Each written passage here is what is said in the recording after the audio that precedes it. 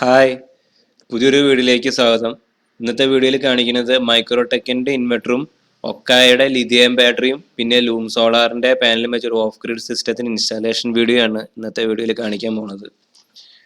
ഇതാണ് മൈക്രോടെക്കിൻ്റെ 2550 പറഞ്ഞ PWM ചാർജറുള്ള system. Okay, സിമ്പിളായിട്ടൊരു സാധാരണ ഇൻവെർട്ടർ തന്നെ PWM ചാർജറാണ് ഇതിൽ മെയിനായിട്ട് ഇൻസ്റ്റാളേഷനിൽ ലിഥിയം ബാറ്ററിയാണ് ഇതിൽ യൂസ് ചെയ്യണത്. അതാണ് ഇതിലെ മെയിൻ. ഇതാണ് എൻ്റെ ഇൻവെർട്ടറിൻ്റെ ബാക്ക് സൈഡ്. നമുക്ക് ഇങ്ങനെ കാണണം, പാനൽ കണക്ട് ചെയ്യണ ഒരു ഓപ്ഷൻ ഉണ്ട്. പിന്നെ അതിൻ്റെ സീരിയൽ നമ്പർ, കാര്യങ്ങൾ, ഔട്ട്പുട്ട്, കേബിള്, വേറെ ഓപ്ഷൻസ് ഒന്നുമില്ല. ചാർജിങ്ങിൻ്റെ ഇതൊന്നും അതിൽ സെറ്റ് ചെയ്തിട്ടില്ല. ഇതാണ് ഒക്കായുടെ ലിഥിയം ബാറ്ററി. ഇത് 24 വോൾട്ട് 80 Ah ബാറ്ററിയാണ് കേട്ടോ. ഒക്കായുടെ ലിഥിയം ബാറ്ററിയാണിത്. നമുക്ക് നോക്കിയാൽ കാണാം, ബാറ്ററിയിലെ പെർസെൻറ്റേജ് മോണിറ്റർ ചെയ്യാനുള്ള ലൈറ്റുകളുണ്ട്. പിന്നെ LCD ഡിസ്പ്ലേ ഉണ്ട്.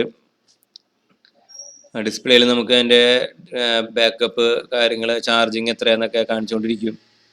ചാർജിങ്, ഡിസ്ചാർജിങ്, എത്ര ആംപിയർ വെച്ചിട്ട്, പിന്നെ എത്ര ബാക്കപ്പ് അതിലുണ്ട്. നമ്മൾ ലോഡ് ചെയ്തുകൊണ്ടിരിക്കുകയാണ് എത്ര ബാക്കപ്പ് ഉണ്ട് എന്നത്. 100% ഉണ്ട് ബാക്കപ്പ്.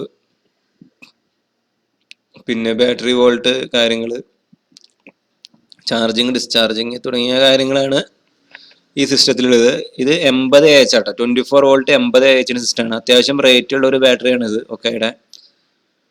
അത് ഹാൻഡിൽ തൂക്കി പിടിക്കാനുള്ള ഒരു സംഭവങ്ങളൊക്കെ ഉണ്ട്. പിന്നെ അതിന് മുകളിൽ അതിൻ്റെ ഡീറ്റെയിൽസ് കൊടുക്കണം. മാനുഫാക്ചർ ചെയ്യാനുള്ള മെയ്ഡ് ഇൻ ഇന്ത്യ സാധനം തന്നെയാണ്.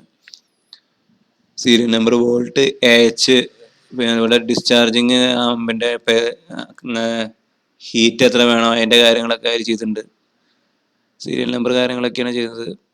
പിന്നെ കുറച്ച് വാർണിങ്ങും കാര്യങ്ങളും. പിന്നെ ഒക്കെയുടെ കോൺടാക്ട് ചെയ്യുന്ന സർവീസ് സെൻറ്ററിലത്തെ നമ്പർ കൊടുത്തിട്ടുണ്ട്. ഇതാണ് ലിഥിയം ബാറ്ററിൻ്റെ കവറ്. ഇതിൽ കൂളിംഗ് ഫാൻ ഞാൻ നോക്കിയപ്പോൾ കണ്ടില്ല.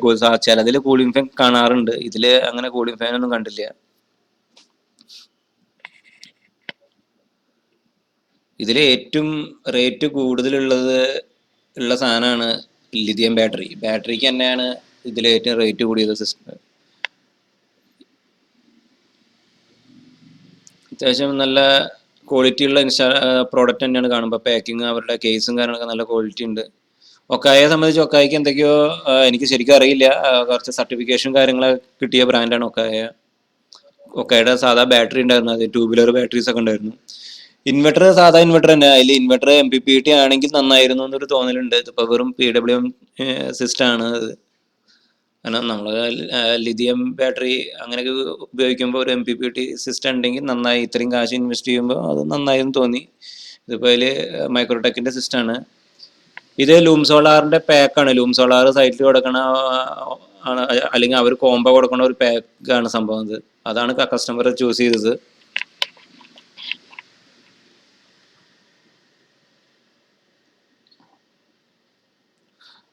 നമുക്കിതിൻ്റെ ഇൻസ്റ്റാളേഷൻ മാത്രമാണ് ഉണ്ടായിരുന്നത്.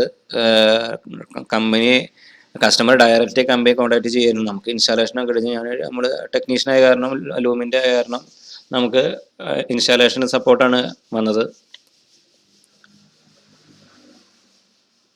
ഓക്കെ, എൻ്റെ ഇൻവെർട്ടറിൻ്റെ ഡീറ്റെയിൽസ് കാര്യങ്ങൾ കൊടുത്തിട്ടുണ്ട്, മെൻഷൻ ചെയ്തിട്ടുണ്ട്. ഇതാണ് ഇൻവെർട്ടറിൽ നോക്കാനുള്ളത്. പ്രത്യേകിച്ച് വേറെ പുതുമയായിട്ടൊന്നും ഇല്ല. സാധാരണ ഇൻവെർട്ടറൊക്കെ കണക്ട് ചെയ്യുന്ന പോലെ തന്നെയാണ് ലിഥിയം വെച്ചാലും കണക്ട് ചെയ്യേണ്ടത്. വേറെ കാര്യങ്ങളൊന്നും സെറ്റ് ചെയ്യാനില്ല. ഓൾറെഡി ആ ഇൻവെർട്ടർ എനിക്ക് തോന്നുന്നു ലിഥിയം സപ്പോർട്ട് ചെയ്യാൻ വേണ്ടിയിട്ടുള്ള ചാർജിങ് ഒക്കെ കൺട്രോൾ ചെയ്തിട്ടുണ്ട് തോന്നുന്നു. അതിൽ വേറെ ഓപ്ഷൻസ് അല്ലെങ്കിൽ ട്യൂബുലർ, SMF, അങ്ങനെ അല്ലെങ്കിൽ ഫാസ്റ്റ് ചാർജിങ്, അങ്ങനെയുള്ള ഓപ്ഷൻസ് ഒന്നും ഇൻവെർട്ടറിൽ ഡിസ്പ്ലേ ചെയ്തിട്ടില്ല. ബാക്ക് കേസ് കണ്ടില്ല, ഓപ്പണാ, വേറെ ഒന്നും അതിലില്ല. അതിൽ UPS മോഡ് അങ്ങനെ ഒരു ഓപ്ഷൻസും ഇതിൽ കണ്ടില്ല. ഇതാണ് ലൂമിൻ്റെ 2 പാനലാണ് ഇവിടെ വന്നിരിക്കുന്നത്. 440 മോണോ അല്ല ഹാഫ് കട്ട് പാനലാണ് വന്നിരിക്കുന്നത്, 440. അപ്പോൾ നമ്മളത് ഇൻസ്റ്റാൾ ചെയ്യുന്നു. ഇവിടെ ഒരു ചെറിയൊരു പ്രശ്നം ഉണ്ടായെന്ന് വെച്ച് കഴിഞ്ഞാൽ, ഞാൻ തംബ്നെയിലിൽ കണ്ട പോലെ പാനൽ നമുക്ക് പണി തന്നു. പാനൽ പ്രവർത്തിക്കണില്ല, കംപ്ലൈൻ്റ് ആണ്. അതിന് വിചാരിച്ച അത്ര ഔട്ട്പുട്ട് വോൾട്ട് വരുന്നില്ല. അപ്പോൾ നമ്മൾ സാധനം ഇൻസ്റ്റാൾ ചെയ്തതെന്ന് വെച്ച് കഴിഞ്ഞാൽ കമ്പനിയെ കാണിക്കാൻ വേണ്ടിയിട്ടാണ് ഇൻസ്റ്റാൾ ചെയ്തത്. അവർക്കൊരു അങ്ങനെ ഒരു വീഡിയോ കൊടുക്കണം. ഇത് പാലക്കാടാട്ടോ നമ്മൾ ഇൻസ്റ്റാൾ ചെയ്തത്. ഒരു അഗ്രഹാരാണിത്, അവിടെയാണ് ഇൻസ്റ്റാളേഷൻ ചെയ്തത്. അപ്പോൾ കസ്റ്റമർക്ക് അറിയില്ലായിരുന്നു അങ്ങനെ അടുത്ത ഡീലറുള്ള ഡിസ്ട്രിബ്യൂട്ടറൊന്നും ഉള്ള കാര്യമൊന്നും കസ്റ്റമർ അറിയുന്നില്ല. കസ്റ്റമർ ഡയറക്റ്റ് ഓൺലൈൻ ചെയ്തു. പക്ഷെ ഇവിടെ വന്നപ്പോൾ നമ്മളെല്ലാം കഴിഞ്ഞ് ഫസ്റ്റ് ടൈം നമ്മൾ നോക്കിയപ്പോൾ കണ്ടു പാനൽ കംപ്ലൈൻ്റ് ആണ്. പാനലിന് വോൾട്ട് വരുന്നില്ല. ഒരു പാനൽ, രണ്ട് പാനൽ, ഒന്നല്ല രണ്ട് പാനലിന്, ഒന്നിന് 4 വോൾട്ടും ഒന്നില് 16 വോൾട്ടും മറ്റാണ് വരുന്നത്. അപ്പോൾ ഞാൻ ബാക്കി കണക്ഷനും കാര്യങ്ങളൊക്കെ സെറ്റ് ചെയ്ത് കൊടുക്കുക. അല്ലെങ്കിൽ നമുക്ക് ഇൻസ്റ്റാളേഷൻ നമുക്ക് കംപ്ലീറ്റ് ചെയ്യണം. അതുകൊണ്ട് തന്നെ ബാക്കി കാര്യങ്ങളൊക്കെ നമ്മൾ സെറ്റ് ചെയ്ത് കൊടുത്തു. വയറ് കാര്യങ്ങളെല്ലാം നല്ല രീതിയിലാണ് ഇൻസ്റ്റാൾ ചെയ്തു. ഇൻവെർട്ടർ സെറ്റാക്കി. അപ്പോൾ ഇതിൻ്റെ ഇപ്പോൾ നമ്മൾ ഫസ്റ്റ് തന്നെ വോൾട്ട് ചെക്കിന് മുമ്പ് വെക്കുമ്പോൾ തന്നെ അതിൻ്റെ ജംഗ്ഷൻ ബോക്സ് ഒക്കെ നല്ലോണം ഹീറ്റായി ഉണ്ടായിരുന്നു. അപ്പോൾ നമ്മൾ അവസാനം കണക്ഷനൊക്കെ കൊടുത്ത് ഒന്ന് വോൾട്ട് നോക്കിയപ്പോൾ ആദ്യം മഴക്കാറുള്ള സമയമായിരുന്നു, അതുകൊണ്ട് കുറച്ച് വോൾട്ട് കുറവാകും. പിന്നെ നോക്കുമ്പോൾ വോൾട്ട് വരുന്നില്ല, നല്ലോണം ഹീറ്റായിരിക്കുമായിരുന്നു ജംഗ്ഷൻ ബോക്സും കാര്യങ്ങളൊക്കെ. എന്തോ ഒരു ഡയോഡിൻ്റെ ഷോർട്ടേജ് ആണെന്ന് തോന്നുന്നു. ഡയോഡ് ഇരിക്കുന്ന ഭാഗമൊക്കെ നല്ലോണം മെൽറ്റായി പോയി. അതിൻ്റെ ഫോട്ടോസ് ഞാൻ ആഡ് ചെയ്യാം. ഇതിപ്പോൾ കസ്റ്റമർ ഡയറക്റ്റ് വാങ്ങിയത് കാരണം നമുക്ക് വേറെ ഒന്നുമില്ല. ജസ്റ്റ് നമ്മൾ ഇൻസ്റ്റാൾ ചെയ്യാൻ പോയതുകൊണ്ട് നമ്മൾ എന്ത് ചെയ്യുക, ജസ്റ്റ് നോക്കുന്നു മാത്രമേ ഉള്ളൂ. വേറെ കാര്യമുണ്ട്, ലിഥിയം ബാറ്ററി ബാക്കിൽ ഇതുപോലെ ഒരു MCB കൊടുത്തിട്ടുണ്ട്. അത് കാണിച്ചു തരാൻ പറ്റും. എന്തെങ്കിലും ഷോർട്ട് ആകാൻ ട്രിപ്പ് ആകാൻ വേണ്ടി ഒരു MCB ഇതിൻ്റെ പിന്നിൽ കൊടുത്തിട്ടുണ്ട്, ലിഥിയത്തിൻ്റെ. വേറെ പിന്നെ ലിഥിയത്തിൻ്റെ ബാക്കിൽ ഒന്നൊരു കണക്ടറും ആ MCB മാത്രമേ ഉള്ളൂ കേട്ടോ. ഇനി നമുക്ക് ആ പാനലിൻ്റെ ഡയോഡിൻ്റെ സെക്ഷനിലേക്ക് പോവാം. ഇതാണ് diode section. Diode junction box ആണ്. നോക്കുക എന്നുണ്ടായിരുന്നു, ചെറുതായിട്ട് മെൽറ്റ് ആയിട്ടുണ്ട്. അവിടെ നല്ലോണം ഹീറ്റായി ഉണ്ടായിരുന്നു അത്. എന്നിട്ട് ഞാനത് ഓപ്പൺ ചെയ്ത് നോക്കി, എന്താ സംഭവം, ഉള്ളിൽ എന്താണ്, വേറെ എന്തെങ്കിലും പ്രശ്നം ഉണ്ടാകുമെന്നത് ഓപ്പൺ ചെയ്ത് നോക്കി. ഒന്നുകൂടി സൂം ചെയ്താൽ കാണാൻ നല്ലോണം അത് മെൽറ്റ് ചെയ്യുന്നത്. അതുപോലെ ഉരുക്കി വീഴും പറഞ്ഞ ഒരു അവസ്ഥയിലാണ് നിന്നുണ്ടായത്. രണ്ടിൻ്റെയും അങ്ങനെ തന്നെയായിരുന്നു, ഒന്നിൻ്റെ മാത്രമല്ല രണ്ടിൻ്റെയും അങ്ങനെ തന്നെയായിരുന്നു.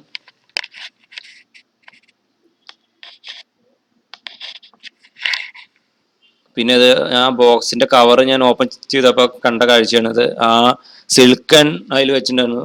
സിൽക്കൻ അതൊക്കെ അടന്നു തുടങ്ങി ചൂടായിട്ട്. നല്ല ചൂട് പറഞ്ഞാൽ നല്ല ചൂടായിട്ട് നമുക്ക് തൊടാൻ പറ്റാത്തൊരു അവസ്ഥയായിരുന്നു അത്. സിൽക്ക് എടുത്തപ്പോൾ കണ്ട് ഡയോഡ് നമുക്ക് പൊള്ളിപ്പോവുക, സത്യം പറഞ്ഞാൽ പൊട്ടിപ്പോവുക അവസ്ഥയിൽ ആ സ്റ്റേജ് ആയിരുന്നു എത്തിയത്. അപ്പം നമ്മളത് ഫോട്ടോ എടുത്ത് കമ്പനിക്ക് അയച്ചു കൊടുത്തു. ഡീലർ നമ്മുടെ നല്ല വാങ്ങിയത് കാരണം നമ്മുടെ നല്ല ആൾ വാങ്ങിയത്, അതുകൊണ്ട് നമുക്ക് വേറെ വേറെ ഒന്നും ഏറ്റെടുക്കാൻ പറ്റില്ല. അപ്പോൾ കസ്റ്റമർക്ക് എന്നാലും നമ്മൾ ഇൻസ്റ്റാളേഷൻ നമ്മൾ ചെയ്ത കാരണം ഞാൻ എല്ലാ വീഡിയോ എടുത്ത് ഫോർവേഡ് ചെയ്തു. ഇനി എന്ന് റീപ്ലേസ്മെന്റ് വരുമെന്ന് നമുക്കറിയില്ല.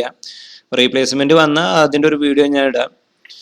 അപ്പോൾ ഇതാണ് ലിഥിയം ബാറ്ററി വെച്ച് ഇൻസ്റ്റാളേഷൻ. അപ്പോൾ പാനൽ വാങ്ങുമ്പോൾ നോക്കി വാങ്ങും. ഓൺലൈൻ വാങ്ങുമ്പോൾ ഇങ്ങനെ ചെറിയ പ്രശ്നങ്ങൾ ഉണ്ടായി കഴിഞ്ഞാൽ പിന്നെ അതിൻ്റെ പിന്നാലെ കസ്റ്റമർ ചുറ്റേണ്ടി വരും.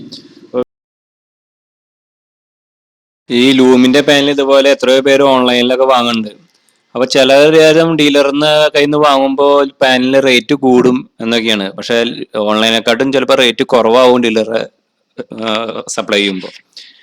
ഇനി 5 രൂപ എന്തെങ്കിലും 5-10 കൂടിയാലും നിങ്ങൾക്ക് സപ്പോർട്ട് കിട്ടും.